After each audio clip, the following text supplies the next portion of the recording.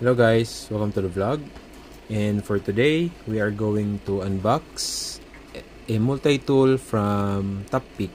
This one is Hexus X Toppeak.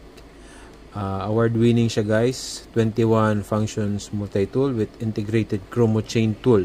Ayan. Ayan yung pinaka-importante sa bike.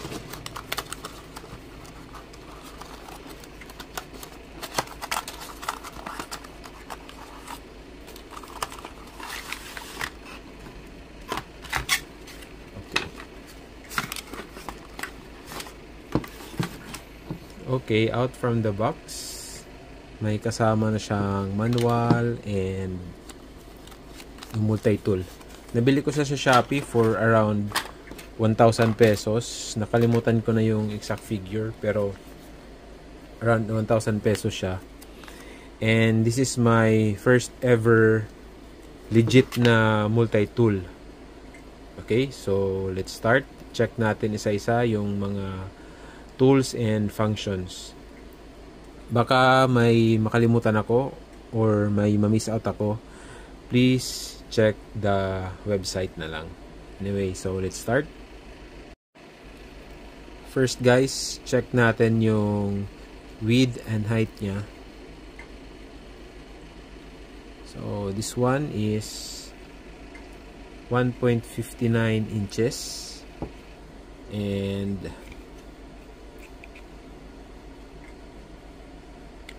3.75 inches. Ayan.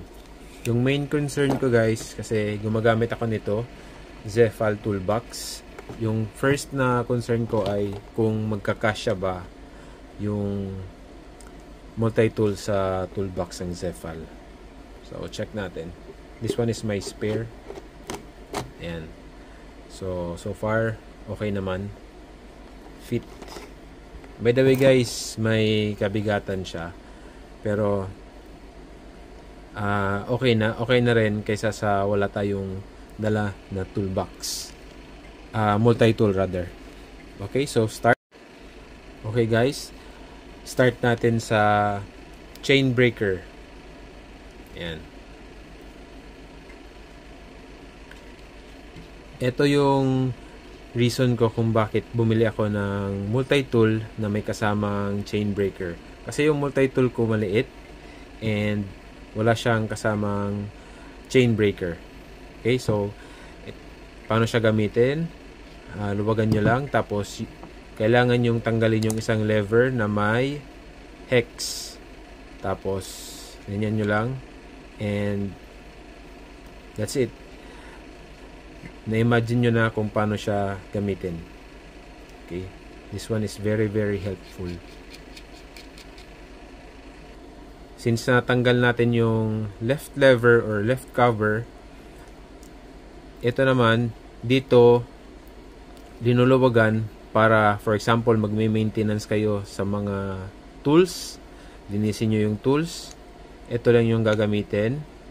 And, to tighten or to loosen para ma-cleaning or whatnot. Another thing, may nakausli siyang parang wire.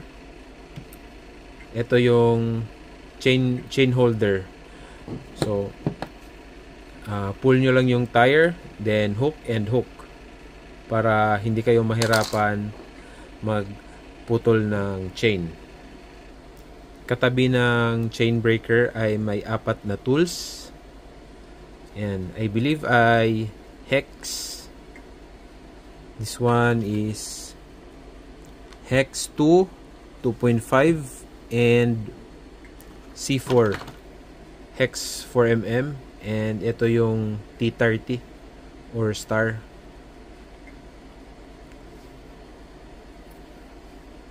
Sa side naman ng lever, ito yung cover niya guys. Sa side naman, by the way, this one is the first lever na tinanggal natin, yung pang pihit ng chain breaker. Sa side naman ay may 3 tools, star, and hex. Okay, so yung hex, paano siya gamitin? Para siyang adapter. Yan.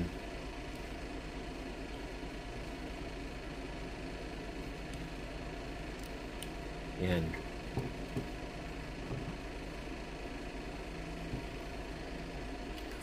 Same thing sa katabi ng malaking hex. Paano siya gamitin? Ay parang adapter din. Yan. By the way guys, magnetic siya.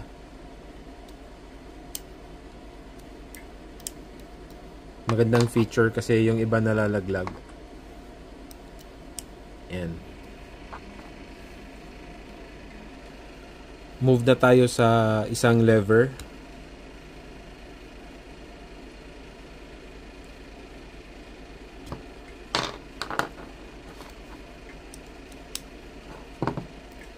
Okay, so ito yung pangalawang lever. Ito dito ay parang air pressure release button.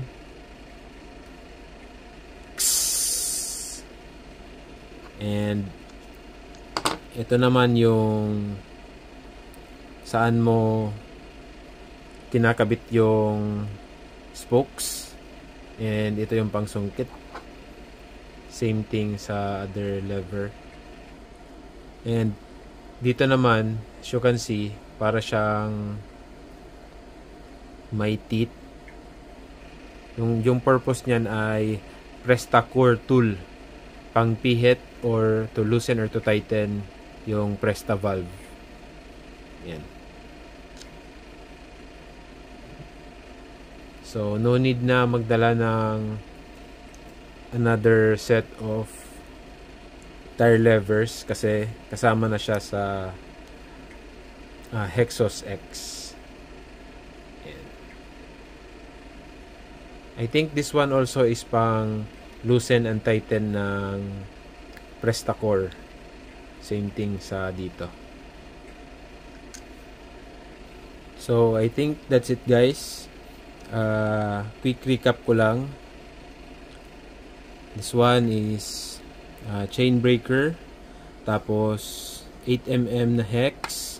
May 5mm, 6mm, dalawang 5mm, 4mm, 3mm, 2 and 2.5, and may isang 4mm dito.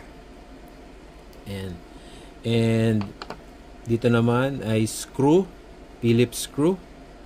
Tapos star screw or T30, T25 and T15. I believe ay yung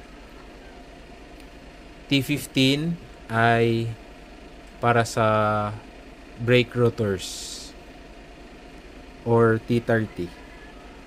And again, ginagamitan siya ng adapter to work. And yung dalawang covers niya sa sides ay tire levers. Ito yung pang hold sa spokes, pang sungkit, tire pressure release, tapos Presta-Core valve remover or tighten, and dito naman same thing, tapos 4mm and pang sungkit. And also